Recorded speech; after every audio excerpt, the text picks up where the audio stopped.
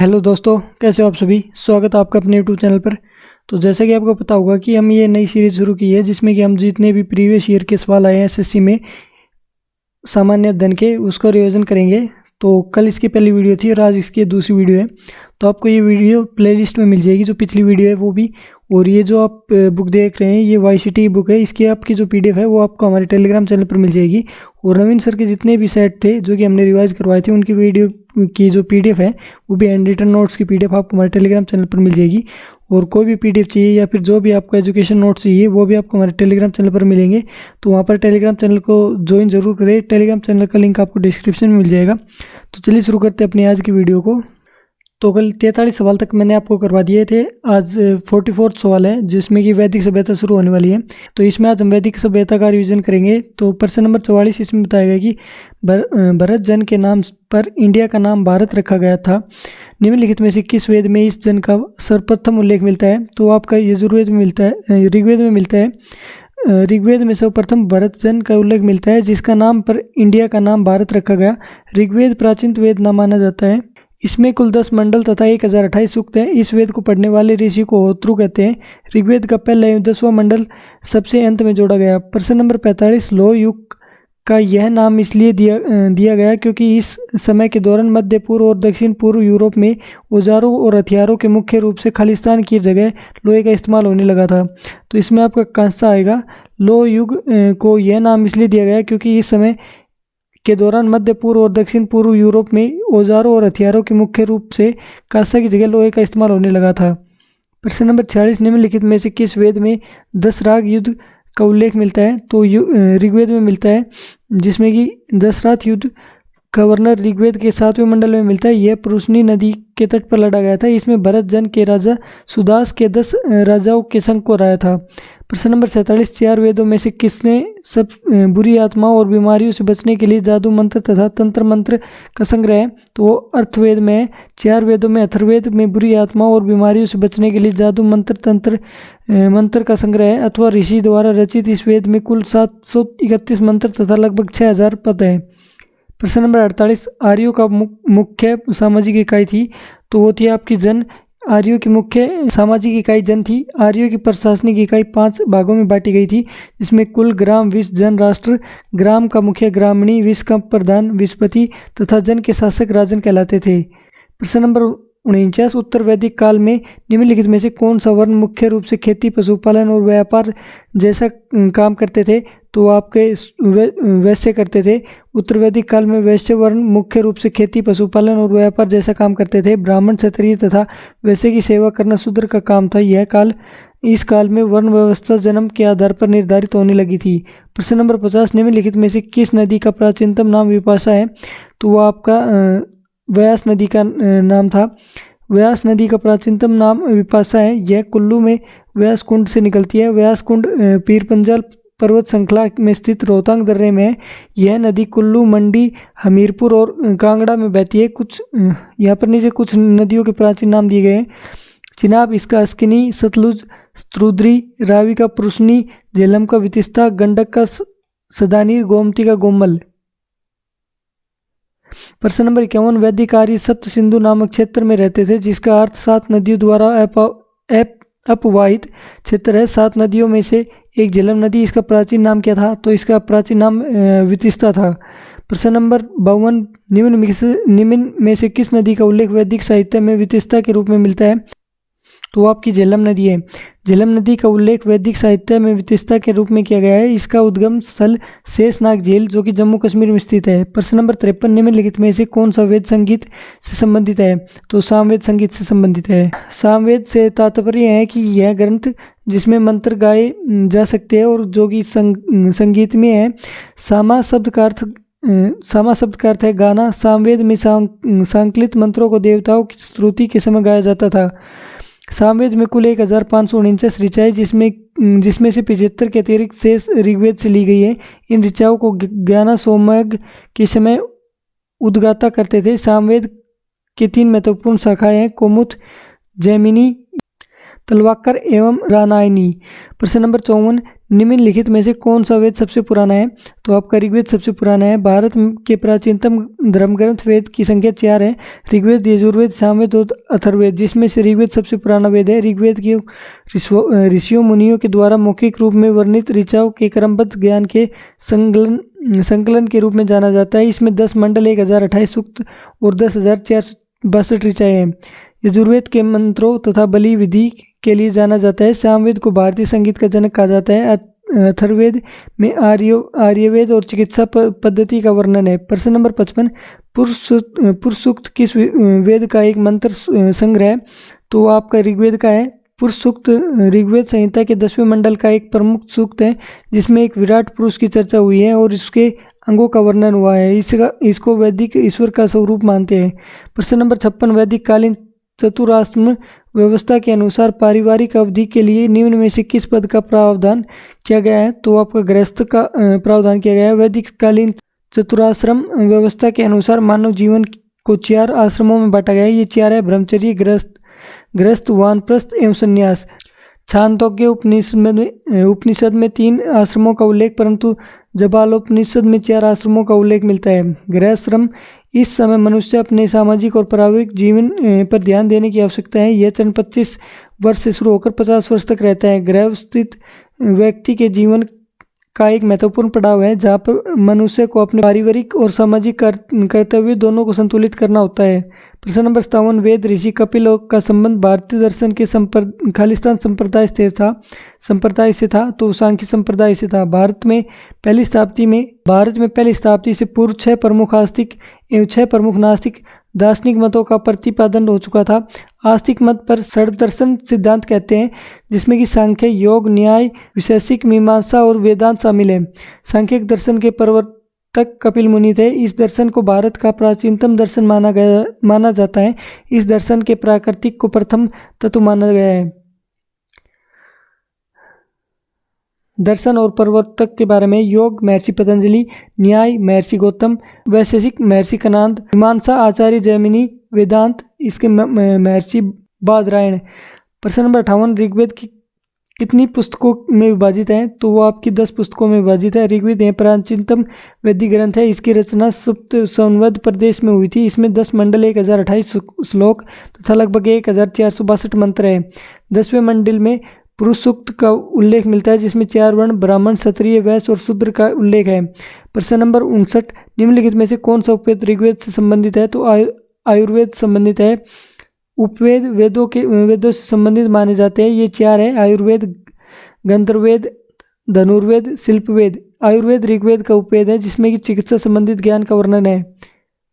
प्रश्न नंबर 60, ऋग्वेद में ऋषि विश्वामित्र और देवी के रूप में पूजे जाने वाली 2 नदियों के बीच में संवाद के रूप में एक भजन है। ये कौन सी नदी है? तो ये व्यास और सतलुज है। ऋग्वेद में ऋषि विश्वामित्र और देवी के रूप में पूजे जाने वाली 2 नदियों के बीच में संवाद के रूप में एक भजन है। ये नदियाँ व्यास और सतलुज है। प्रश्न नंबर 61, अथर्ववेद खालिस्तान खंडों का संग्रह है। तो ये 20 खंडों का संग्रह है। अथर्ववेद 20 खंडों का संग्रह है। 731 सूक्त वे लगभग 6000 ऋचाएँ हैं। चांदी का उल्लेख सर्वप्रथम इसी से मिलता है। प्रश्न नंबर 62, निम्नलिखित में से किस नदी को वैदिक काल में पुरुषनी के नाम से जाना जाता था? तो रावी को पुरुषनी के नाम से जाना जाता था। रावी नदी को वैदिक काल में पुरुषनी के नाम से जाना जाता था। दशराग युद्ध का उल्लेख ऋग्वेद के 7वें मंडल में है। यह युद्ध पुरुषनी नदी के तट पर सुदास एवं 10 जनों के बीच में लड़ा गया था, जिसमें सुदास विजय हुआ था। रावी नदी हिमाचल प्रदेश के कांगड़ा जिले में रोहतांग दर्रे से निकलकर हिमाचल प्रदेश, जम्मू कश्मीर तथा पंजाब होते हुए पाकिस्तान में चली जाती है। आस्कनी को चिनाब, स्तुर्दी को सतलुज तथा विपाशा को व्यास के आधुनिक नाम से जाना जाता है। प्रश्न नंबर 63, रावी नदी का ऋग्वेदिक नाम था, तो उसका ऋग्वेदिक नाम था परुष्णी। प्रश्न नंबर 64, निम्नलिखित में से कौन सा विद्वान आर्यों के तिब्बत होम थ्योरी से संबंधित है? तो दयानंद सरस्वती जी संबंधित है। आर्यों के उद्गम स्थान के बारे में कई विचार प्रचलित है। दयानंद सरस्वती, आर्यों का उद्गम स्थान तिब्बत था।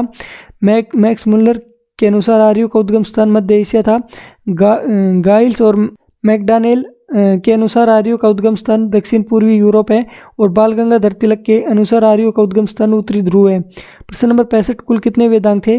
तो कुल 6 वेदांग थे। वेदों को भली भांति समझने के लिए 6 वेदांगों की रचना हुई थी। शिक्षा, संस्कृत शास्त्र, ज्योतिष ज्योतिष शास्त्र, कल्प अनुष्ठान शास्त्र, व्याकरण व्याकरण शास्त्र, निरुक्त शब्द की उत्पत्ति का अध्ययन और छंद कविता के छंद। प्रश्न नंबर 66, वेदांग के संदर्भ में निम्नलिखित में से शब्दों में से कौन सा शब्द अनुष्ठान को दर्शाता है?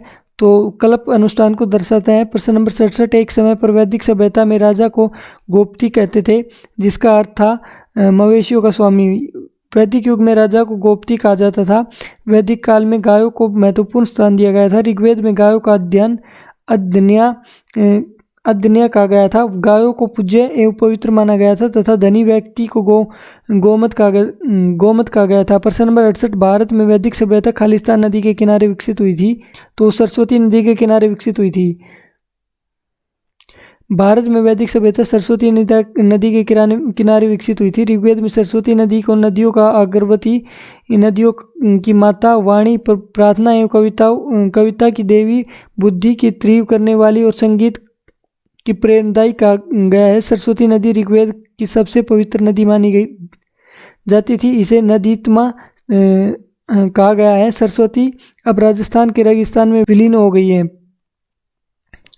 तो इसके बाद आपका शुरू होता है महाजनपदों का उदय। प्रश्न नंबर 69, मगध महाजनपद खालिस्तान नदियों से घिरा हुआ था।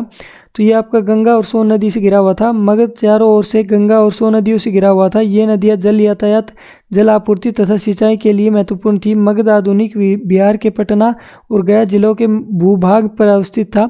इसकी प्राचीनतम राजधानी गिरिवर थी। बाद में राजगृह व पाटलिपुत्री बनी। प्रश्न नंबर 17, वज्जी महाजनपद की राजधानी खालिस्तान थी। तो उसकी राजधानी वैशाली थी। महाजनपद और उनकी राजधानी बताइए। अंक की चंपा थी। मगध की राजगृह और पाटलिपुत्र थी। वत्स की कौसंबी थी। कौशल की श्रावस्ती थी। मल की कुशीनारा और पावा थी। अस्मक की पोतन थी। कंबोज की अटक थी। प्रश्न नंबर 71, राजगृह किस महाजनपद की प्रथम राजधानी थी? तो ये आपकी मगध की थी। राजगृह मगध महाजनपद की प्रथम राजधानी थी। यह बिहार में नालंदा जिले में स्थित एक ऐतिहासिक और धार्मिक महत्व स्थल है। पौराणिक साहित्य के अनुसार यह ब्रह्मा की पवित्र यज्ञ भूमि, संस्कृति और वैद्यों का केंद्र तथा जैन धर्म के 20वें तीर्थंकर मुनि सुरवतनाथ स्वामी के गर्भ जन्म, तप, ज्ञान एवं 24वें तीर्थंकर भगवान महावीर स्वामी का साधना भूमि भी यही है। प्रश्न नंबर 72, निम्न में से कौन सा प्राचीन भारत का पहला साम्राज्य है जिसमें कि युद्ध के लिए बड़े पैमाने पर हथियार का उपयोग किया गया था? तो आपका मगध है।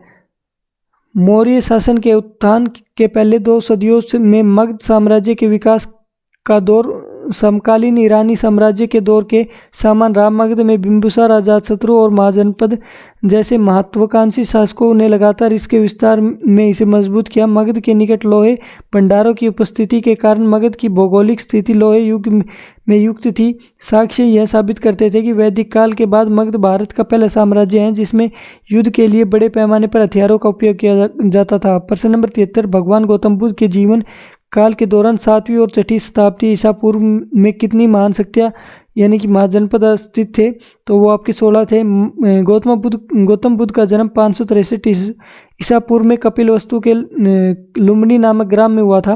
गौतम बुद्ध के जीवन काल के दौरान 6ठी एवं 7वीं शताब्दी ईसा पूर्व में भारत में 16 महाजनपद अवस्थित थे।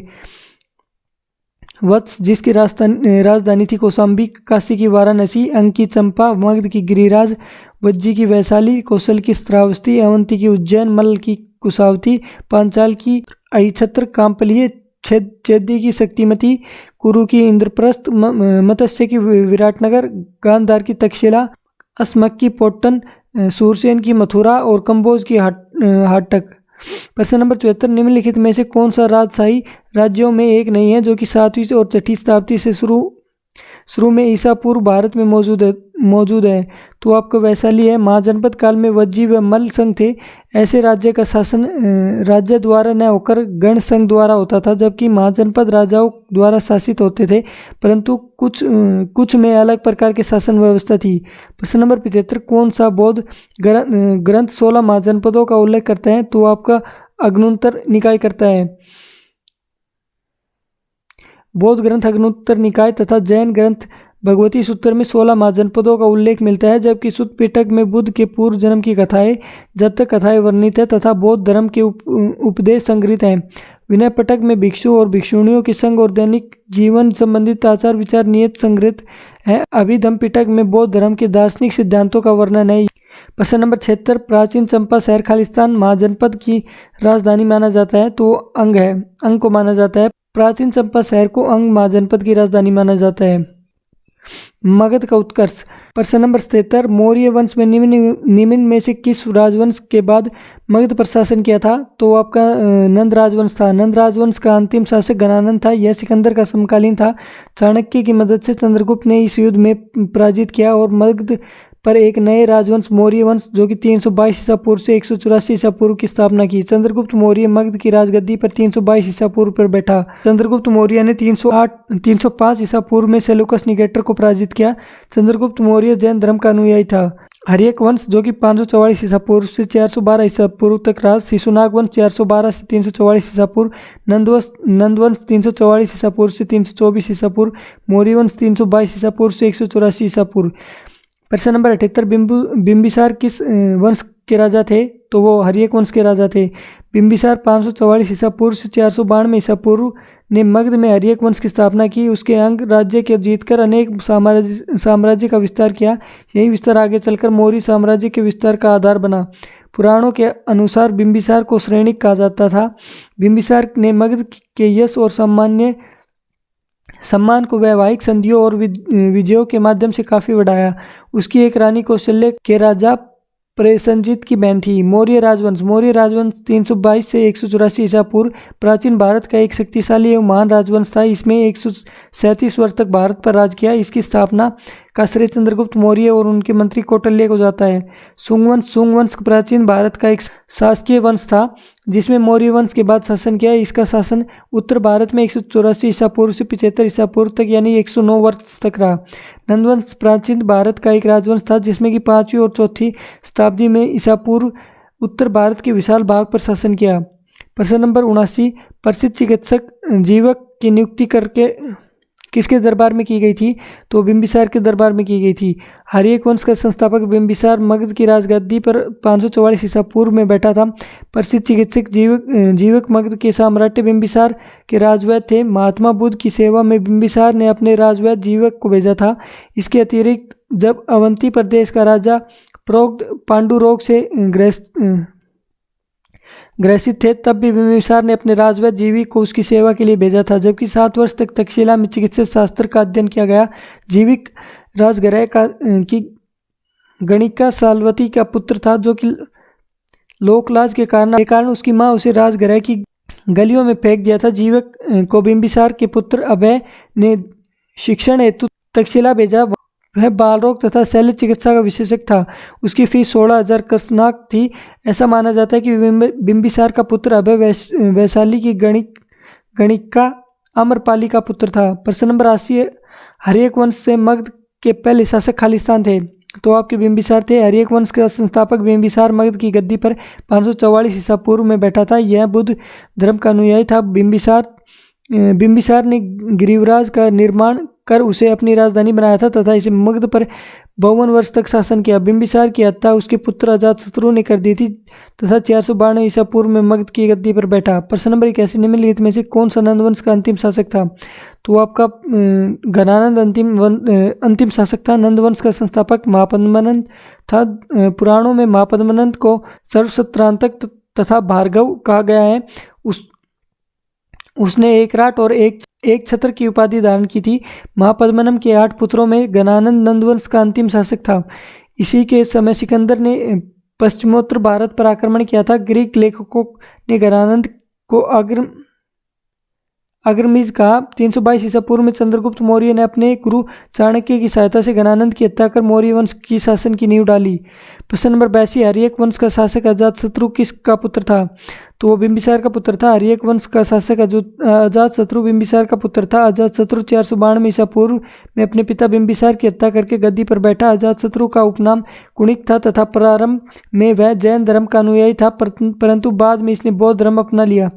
इसने राजगृह में सपूतों का निर्माण करवाया और 483 ईसा पूर्व राजगृह की सप्तपन्नी गुफा में प्रथम बौद्ध संगति का आयोजन किया। प्रश्न नंबर 83, राजा अजातशत्रु खालिस्तान वंश के शासक थे, तो वो आपका हर्यक वंश के शासक थे। प्रश्न नंबर 84, चौथी शताब्दी ईसा पूर्व में मगध की राजधानी को खालिस्तान स्थानांतरित कर दिया गया था, तो ये आपकी पाटलिपुत्र स्थानांतरित कर दी गई थी। बिहार की राजधानी पटना का पुराना नाम पाटलिपुत्र है। सम्राट अजातशत्रु के उत्तराधिकारी उदयन ने अपनी राजधानी को राजगृह से पाटलिपुत्र स्थानांतरित किया और बाद में चंद्रगुप्त मौर्य ने यह साम्राज्य स्थापित कर अपनी राजधानी बनाई, जिससे पाटलिपुत्र सत्ता का केंद्र बन गया। फाहियान ने अपने यात्रा वृत्तांत में उसका जीवंत वर्णन किया है और मेगस्थनीज ने पाटलिपुत्र नगर का प्रथम लिखित वर्णन दिया है। तो इस वीडियो में इतना ही। कल हम अगली वीडियो में आगे के जितने भी टॉपिक है, जैन धर्म, बौद्ध धर्म और भागवत शैव धर्म, उनके बारे में पढ़ेंगे। तो ये सीरीज़ कंप्लीट करने के लिए जो ये पूरी बुक है वो मैं आपको रिवाइज़ करवाऊंगा। उसको मेरे साथ रिवाइज़ करने के लिए आप इस प्लेलिस्ट के साथ जुड़ सकते हैं। तो ये कंप्लीट बुक है जो वो हम रिवाइज़ करेंगे, तो उसके लिए आप हमारी वीडियो को डेली देखते रहिए। और जो ये बुक है इसकी PDF आपको हमारे टेलीग्राम चैनल पर मिल जाएगी। टेलीग्राम चैनल का लिंक आपको डिस्क्रिप्शन में मिल जाएगा। तो इस वीडियो में इतना ही। मिलते हैं आपसे अगली वीडियो में, तब तक के लिए धन्यवाद।